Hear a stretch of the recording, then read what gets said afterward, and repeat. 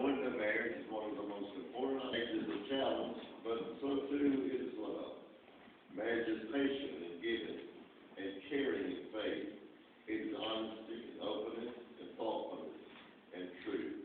And that your understanding of one another will lead you to greater understanding of yourself. Marriage is friendship and respect.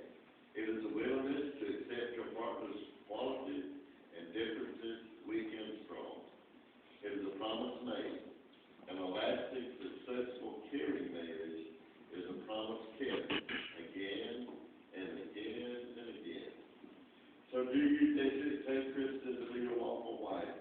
And do you solemnly promise before God and these witnesses to love, comfort, honor, and keep her, in sickness and in health, and forsaking all others, keep yourself only unto her, so long as you both shall live, and so we ask about the I do. And do you, Kristen, take Dietrich to be your lawful husband? And do you solemnly promise before God and these witnesses